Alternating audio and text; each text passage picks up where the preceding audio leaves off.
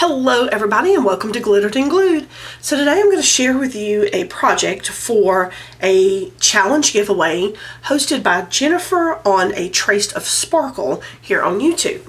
So she is doing a what she called a summer challenge giveaway where she's asked that you make 3 junk journal embellishments, and she wanted them in like a shabby or light pink, pale pink, aquas, or lavender. And of course, when she said lavender, I immediately went to my go-to favorite shabby Prima paper pad, and of course it's the lavender collection. I've had this for a little while and I still have what I feel like is like a lot of paper left, and I've made quite a many projects with it and I just love it. It's one of my favorites, and definitely when you think shabby, when I think shabby I think that.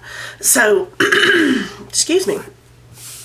So when she showed a couple of her embellishments as examples of what you could make, one of them caught my eye immediately, and I was like, I'm going to make one of those. I think it's adorable. I want to try my hand at it. And of course, it was a very simple project to begin with, but I just thought it just packs a little, a punch.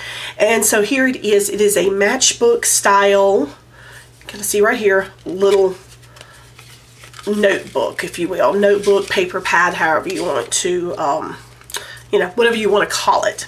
So, of course, using the Prima paper pad, I added a doily and some actual vintage trim for my stash, and I used Hug Snug seam binding that I colored, and I'm going to talk about that in just a second. I'll come right back to that.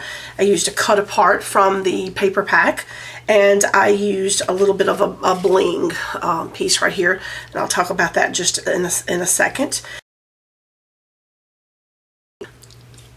So here you can see the paper that I actually used.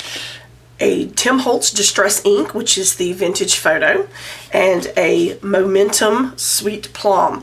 I used both of these inks to make these little papers. Now, I didn't use direct ink pad to paper contact. What I did was blot some of both ink onto a paper plate, and then I spritzed alcohol on it to kind of give it a marbleized effect. Now, I used alcohol instead of water. For one thing, I was just kind of experimenting a little bit just to kind of see what kind of different look you would get instead of using water. Now, the advantage, of course, you can see all the different kind of not really marbleization, but yeah, in simple terms, yeah, it's kind of a marbled effect.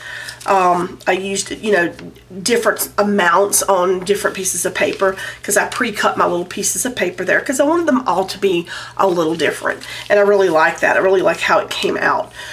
First, using the alcohol, it dries really fast, which I love because I'm a very impatient crafter, and it made the paper much softer than if you use like water, like your normal tea or coffee dye. So it's not quite as crunchy and crinkly as that feel you get when you use the water. But I love that crinkly feel. I just love it. But this was a little bit softer, and again, just experimenting, seeing what different ways you can use your materials. Because you never know when you come up with something cool, But I like it, and I will probably use it again on small things. I wouldn't do it on something big as like trying to make, actual pages for a regular size junk journal. But for something small like this, I thought it was perfect. I did the same thing with, of course, the little doily here, and I did the same thing with the seam binding. And for this one, I just stuck with the Sweet Plum. And you can see it's just a pretty lavendery purple color. I just think it's really adorable. And you can see I added a little bulb, the little bulb clip right there, little safety pin, and then I added a cute little charm at the bottom of it. And it's kind of hard to see on camera, but it is there, and it dangles and flops around. I love that, and I thought it turned out really cute. Of course, for the cut apart and for the rest of the paper, I did use direct ink pad to the edges. So I edged them in both of these colors because I wanted to give that variation to it. So you've got this purpley hue on top of this vintage photo, and I think it turned out great. I love just kind of mixing the two colors together. I thought it turned out pretty nice. So it's just a simple technique that I of course will repeat again because I really liked it. Now, let's move on to this one. Here's just a simple little paper clip dangle that I kind of made. I don't really have a whole lot of beads in my stash, so I don't have too much to it. I just thought it added a nice little color to it. I just like making things like that. Now, let's talk about the seam binding on this one. So you can see the color on this one, and you can compare the color on this. I used the Sweet Plum on both of them, but for this one I added some of the Distress Oxide vintage photo paper, and it of course made it look way older and more vintage-y, if you will, and I thought it turned out nice. I like the variation in it. Just sitting there comparing it, and so this is pretty and pink and very feminine, and this is very vintagey. It's just a nice way to add a little color variation to something. Another bold pen right there with 3 little pink little pearls on it. I had some lavender cheesecloth in my stash. And here I used a book. Here, let me show you this. Greg's Diction Simplified, and it is an old vintage book teaching you how to write shorthand, which is pretty cool. So I pulled some pages out of it, and that's what I made my little sheet that I tore right there. So I thought that was pretty cool. I love using old books for things like that.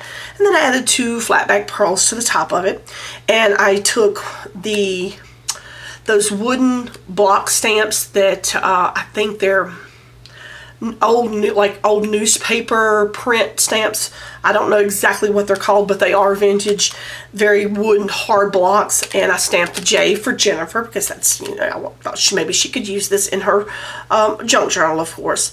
And for the paper, I did the same thing for this paper as I did for the paper in here, as I did the alcohol and the 2 different colors right there. And you can see the coloring on that. And I kind of scrunched it a little bit to kind of give some lines and depth into it. And then, of course, I went around with the edges with the distressed ink to further distress it. But I thought that was cute. And then I added just this cute little dainty piece of vintage trim from my stash. I've got quite a bit of actual vintage trim in my stash that I love using when, particularly on like a shabby project, because I think it's just so much fun to use it.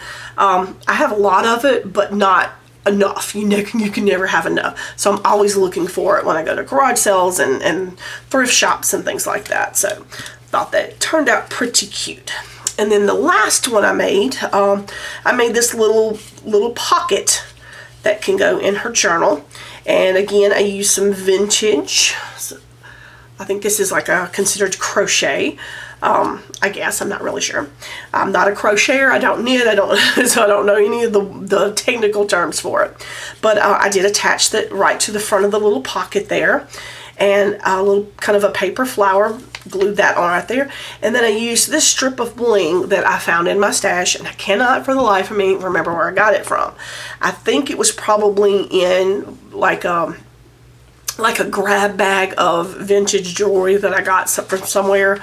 So I just really don't know, but I thought it was so cute, and it was just perfect to fit this piece right here with one little piece left over, which is what I put right there. And you can see it's pretty dimensional, so it sticks out pretty well, but it's very well glued down. I used some of the glossy accents to glue it, and that stuff, I'm telling you, glues anything.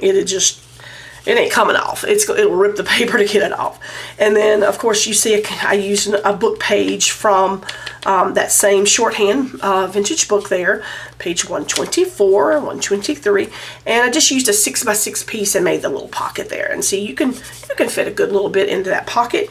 But I thought, okay, well, not just have the embellishment, I gotta have something to put in the pocket. So I made a tiny little booklet, little note booklet she could use in there. And you can see I grunged up some twine with some of the distressed ink there, and of course did the little paper and inked the edges, some more vintage ribbon right there at the bottom, and then I took a punch and punched a heart from the shorthand book and distressed the edges, and then inside is actual tea-dyed paper. Now this is tea-dyed paper that I kind of used a splatter method. I just splattered the little dots everywhere on there because I like the way that looks. So it's not smooth and or anything like that, but you can definitely feel the texture on that and compare it to this, and it's the same paper. I used the same printer paper, and this is just very soft, and this has got that crinkly feel to it, which I love. I love both. I've actually loved both of them. So, and I used staples to bind it just because it was small enough and I could. So it's not like a huge journal or anything. I just thought it was a cute little thing to tuck right into that little pocket there, and of course the little thing will tie right there. And that is my projects for the giveaway. Again, that is A Trace of Sparkle is her channel. Jennifer's her name, and it's 3 junk journal embellishments. And I think she's giving till August, I think. I can't quite remember. So you still got a long way to go if you want to participate in this. So go check out her channel and join the challenge if